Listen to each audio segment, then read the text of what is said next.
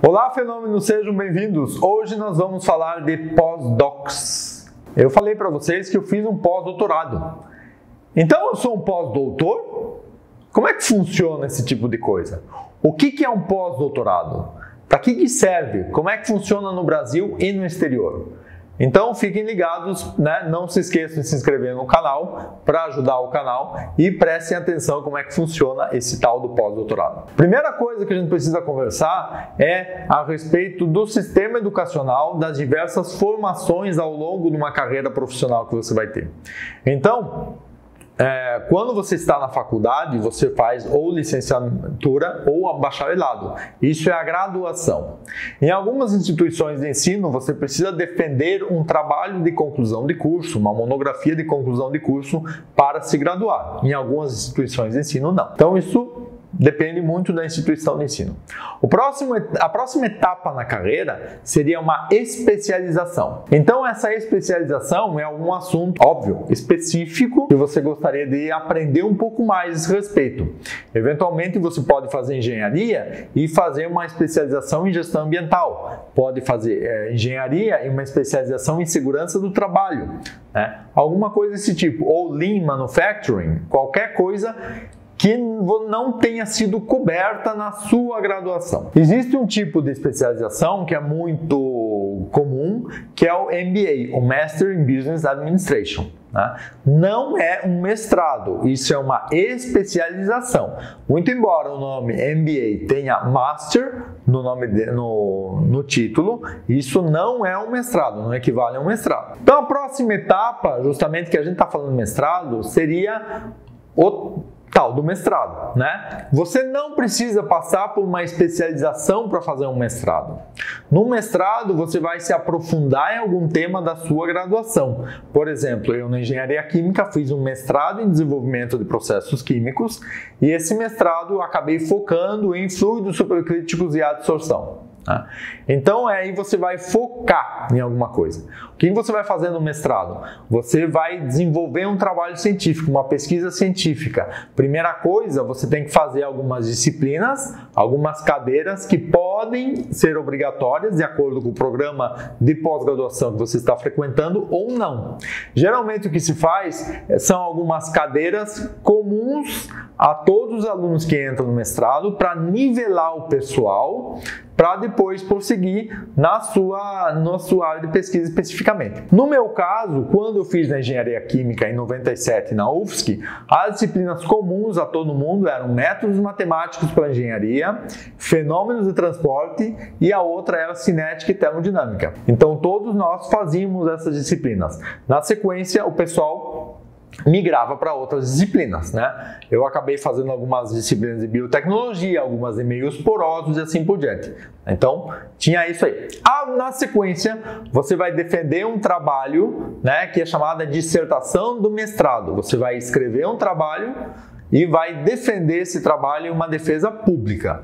Então, isso é o tal do mestrado. Tá? É importante ressaltar que o objetivo do mestrado aqui no Brasil é fazer com que você tenha familiaridade com o método científico e seja capaz de desenvolver uma pesquisa científica, conhecer todas as etapas, a partir da elaboração do problema, a formulação das hipóteses, a busca de referências bibliográficas, o projeto de experimentos, o design de experimentos, a validação desses experimentos e, finalmente, a discussão de resultados e conclusões. Então, se espera que no mestrado você tenha familiaridade com o processo científico, o método científico. Tá?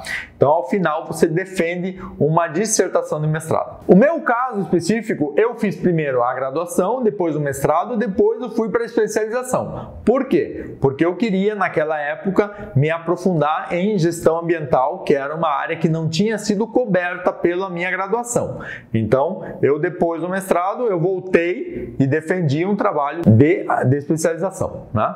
A próxima etapa, né, seria o doutorado. O doutorado, o que ele que é? O doutorado você faz após o mestrado, né? E aí você faz algumas disciplinas também, e daí você aprofunda em algum assunto que você pode ter trabalhado no mestrado ou não.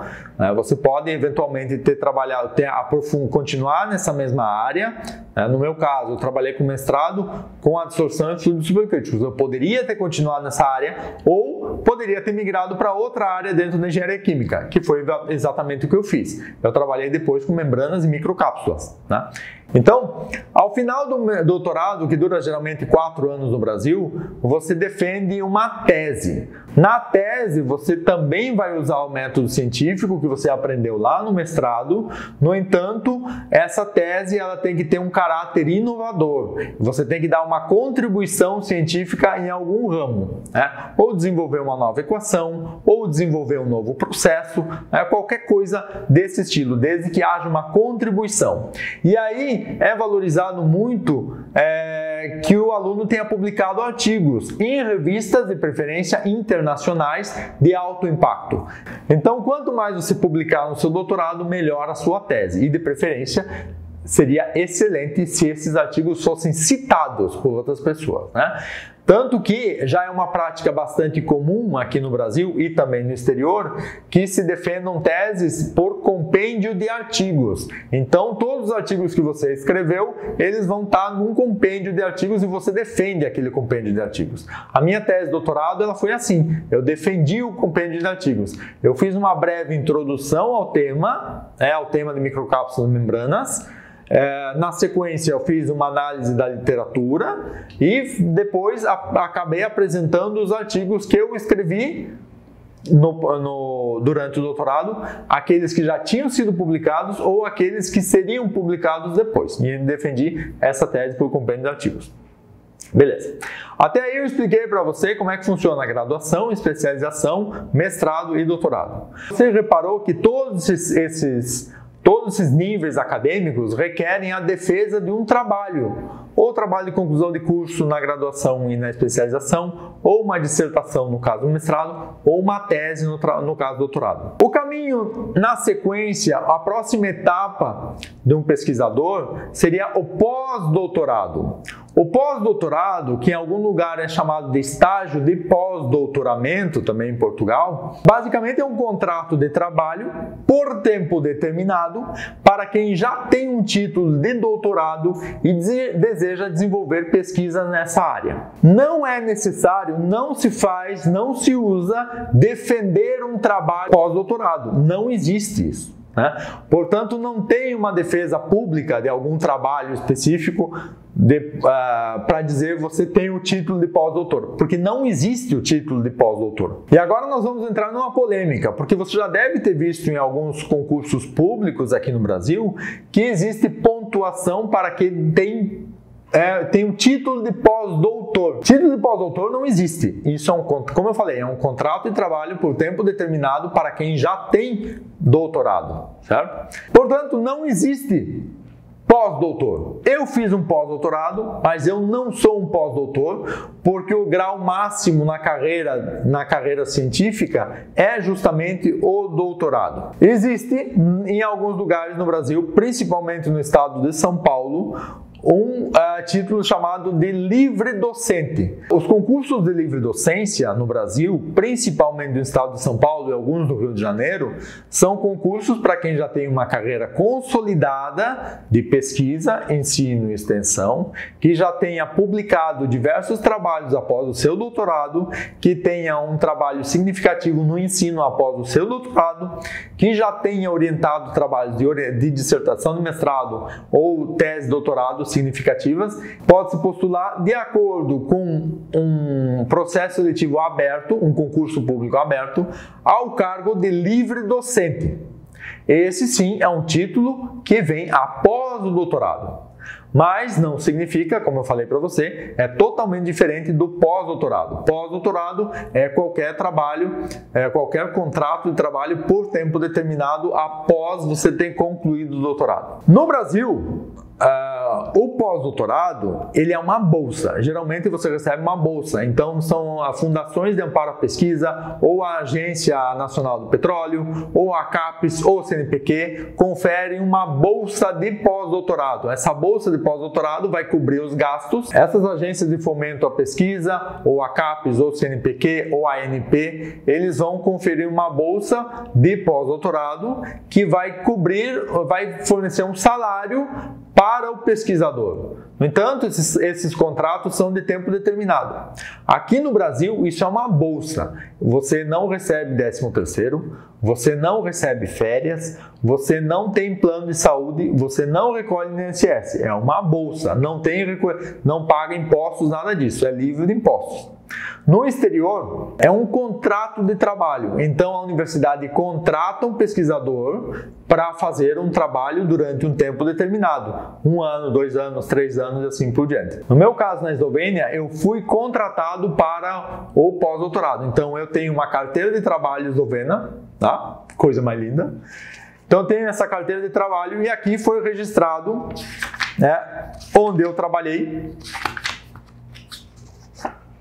na Faculdade de Engenharia Mecânica de 2008 a 2009. Então, é um contrato de trabalho. O que eu tinha nesse caso? Eu tinha todos os benefícios de um trabalhador comum da Eslovênia. Então, eu tinha férias, tinha também o plano de saúde, eu também recolhi impostos, isso não é muito bom, mas enfim, acabava recolhendo impostos, né? Então, tinha todos os benefícios que um trabalhador comum na Eslovênia tem. No entanto, esse contrato, como falei, tinha tempo determinado. Começou em março de 2008 e terminou em abril de 2009. E agora vamos para um ponto também polêmico aqui no Brasil. O que acontece? O caminho natural de um pesquisador que tenha feito doutorado aqui no Brasil ou no exterior e que tenha regressado ao Brasil é fazer um concurso público, né, para o magistério superior. Então, as universidades elas abrem posições, abrem concursos para isso. Então, o que acontece? Geralmente, o candidato, na espera de abrir um concurso público desses, ele vai fazendo um pós-doutorado aqui no Brasil. Pode ser que ele faça o pós-doutorado no mesmo grupo de pesquisa que ele fez o doutorado. Por quê? Porque ele está esperando que abra uma vaga de professor para finalmente ele se submeter. Qual que é a parte boa do pós-doutorado? Então, como é um tempo em que ele está pesquisando, ele pode ir publicando os resultados das suas pesquisas sucessivamente.